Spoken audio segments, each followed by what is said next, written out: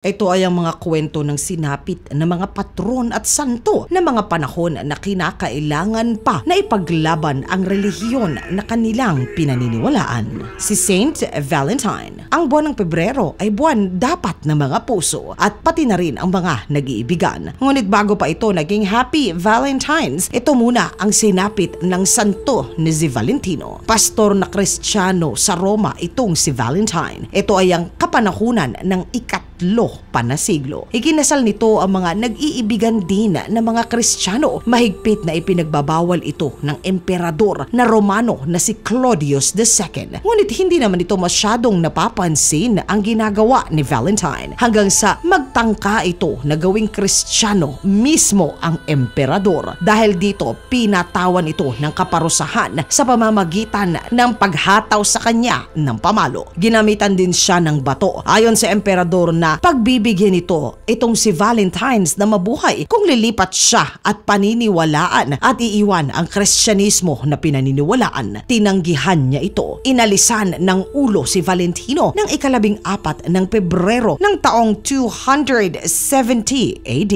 Si Santa Cecilia. Kristyanong berheng dalaga itong si Cecilia. Ngunit umibig ito sa isang paganong lalaki na si Valerian. Nang matapos na makipag-isang dibdib ng gabi ng punot gata, sinabi nitong si Cecilia na binabantayan ng anghel ang kanyang pagiging na birhen. Kung nais ng kanyang kabiak na si Valeria na makuha ito, ay dapat na magpabinyag ito at maging isang tunay na Kristiyano na siya namang ginawa ng Ginoo. Sa kanyang pagbabalik, nakita nito anghel na sa kanya ay nakangiti. Katagalan na kumbinsi din ito ni Valerian ang tatlo pa niya na kapatid na lalaki na magpabinyag sa Kristyanismo at sinunod naman nga nila ito. Nang malaman ng emperador ng Roma ang ginagawa nila, kinuha nito ang buhay ng magkakapatid na mga lalaki. Samantalang naghahanap ng bulaklak itong si Cecilia, ay sinilaban nila ang lugar nito na kinaroroonan. Ngunit ni hindi lamang ito nagalusan. Kaya naman ipinakuha ito at pinag-utos na alisin ang ulo nito. 3 beses pa ito na binanatan. Hindi nangyari na humiwalay ang ulo nito mula sa kanyang mismo na katawan. Sa halip 3 araw pa ito na nabuhay hanggang sa maubusan ito ng likido sa katawan. Kinolekta ng kanyang mga tagasunod ang pulang likido ni Cecilia upang kanila ay ibenta. Kalaunan ng kanyang tahanan ay ginawa naman nila na simbahan. Si Santa Cecilia ay ang patron ng musika at ang mga taong pinagkaitan ng mga paningin. Ang santo na si Edmund ay ang hari ng Anglo na Saxon ng ika-9 na siglo. Inatake naman ang kaharian nito ng Viking na si Lord Ivar the Boneless. Sa kanilang paglalabang dalawa, binigyan ng pagkakataon ng hari ng Viking na si Edmund na kalimutan ang Kristyanismo at sumama na lang sa pinaniniwalaan niya na relihiyon. At dahil nga tinanggihan ito ng hari na si Edmund, tinuluyan siya ng hari na si Ivar. Inalisan siya nito ng ulo at saka itinapon pa sa kakahuyan. Matapos ang madugong labanan, hinanap ng mga mamamayan ang ulo ng kanilang nasawi na hari. Tawag dito, tawag doon, sa kahimala na sumagot naman ang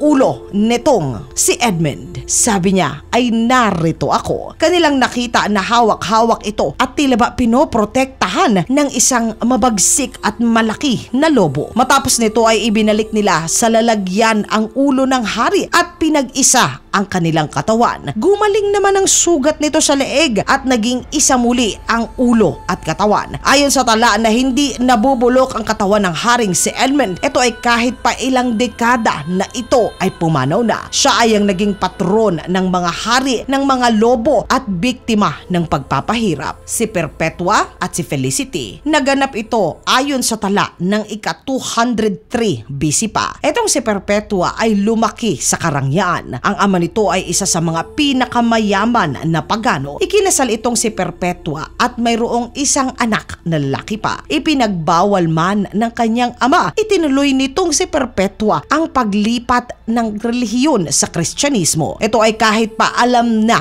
ang kagustuhan niyang ito ay magreresulta sa kanyang maaga na kamatayan. Nang malaman ito ng emperador ng Roma, agad na ikinulong si Perpetua sa napakadilim na kulungan. Samantalang ang alipin nitong si Perpetua na si Felicity na noon ay 8 buwang nagdadalang tao ay sinama nila at dinala rin sa madilim na kulungan. At dahil ipinagbabawal ng mga Romano na parusahan ng kamatayan ang mga nagdadalang tao, hinintay nila na manganak muna ito sa araw ng pagpapataw ng parusa. Dahil kaarawan ng emperador, ang dalawa ay ihinagis sa koral ng mga nagwawala na mga baka. Sa awa ng madla, nagbago ang isip nila. Imbes na mapirat sa pagtapak ng baka, pinagpasyahan na lamang ng mababait daw na mga Romano na gamitan na lamang sila ng matalas na sandata sa leeg nila, na siya na nga na ikinasawi ng dalawa kasama na ang bagong kasisilang pa lamang na ina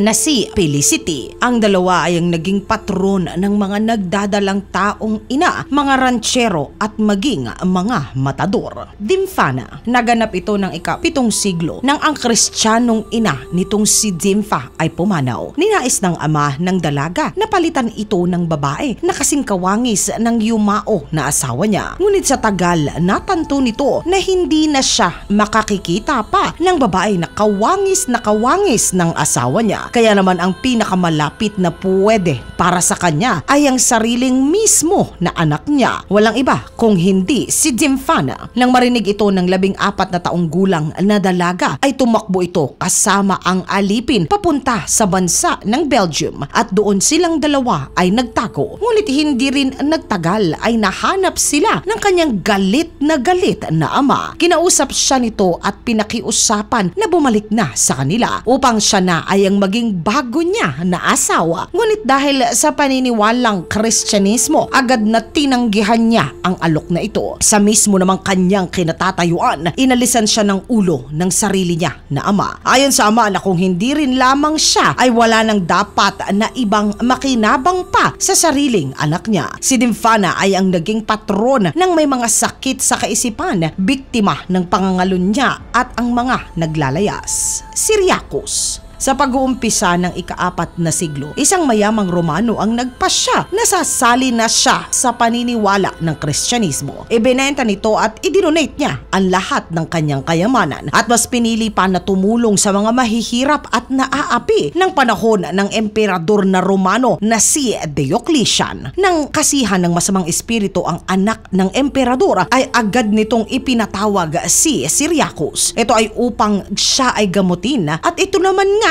ang nangyari. Gumaling ang anak niya na dalaga. Nang marinig ito ng hari ng Persya, ay ipinatawag din ito si Syriacus. Ito ay upang alisin din ang sanib ng prinsesa na anak niya. Habang papunta ito sa Persya, nakuha nito na maging Kristiyano ang 400 mga tao na nakausap niya. Pagkagaling niya sa Persya, ay bumalik naman uli ito sa kanyang lupang sinilangan. Ngunit nang umalis sandali ang emperador na si Diocletian, sandaling pinalitan ito ng isa pang emperador na si Maximin. Sa pamumuno ng bagong emperador, pinarusahan nito si Syriacus at iniutos dito na kilalanin nito ang sinasamba nila na anito at talikuran ang Diyos Ama, na siya naman din ito na hindi sinunod. Kaya naman ipinag-utos agad ni Maximin na alisin ang kamay nito at mga paa. Nang sa kabila nito ay hindi pa rin sinukuan nitong si Syriaco ang utos ng emperador, gigil na ito ay nag-utos muli na alisin na lamang ang ulo ni Syriacus dahil hindi nito siya mapayukog. Si Saint Agnes, ipinanganak sa mayamang angkan ng mga Romano. Nang tinanggihan nitong si Agnes ang alok na kasal ng isa sa mga gobernador ng isang bayan, siya ay sinintensyahan niya ng kamatayan. Ayon sa dalaga na ang kanyang kaluluwa at katawan ay para sa Panginoong Diyos Ama lamang. Ngunit ng mga panahong iyon, bawal na kunin ang buhay ng isang birhen. Kaya naman ayon sa kwento, kinaladkad si Agnes at inalisan ng saplot at saka ibinigay sa bentahan ng laman sa kanilang kaharian. Ito ay upang siya ay mapagpiestahan at mawala ang pagiging kanyang purong birhen. Ngunit ayon sa kwento, na walang makagalaw sa dalaga dahil misteryosong may tumutubong buhok sa katawan nito, kaya hindi ito ni mahawakan. Sa inis na mga sundalo, kumuha ito ng matalas na sandata at sa leeg ni ni Agnes ay ginamit nila. Birhen ang dalaga nang ito ay nasawi. Siya ay ang naging patron ng mga biktima ng pang-aabuso at maging ng mga hardinero. Mga katinagalog ko, sino pong mga santo ang nais nyo na marinig naman po ang kwento? Isulat po ang inyong saloobin sa comment section sa ilalim at ang mapipili po ay magkakamit ng 100 Gcash load. Maraming salamat po mga katinagalog ko sa pagsama ninyo sa segment natin sa araw na ito.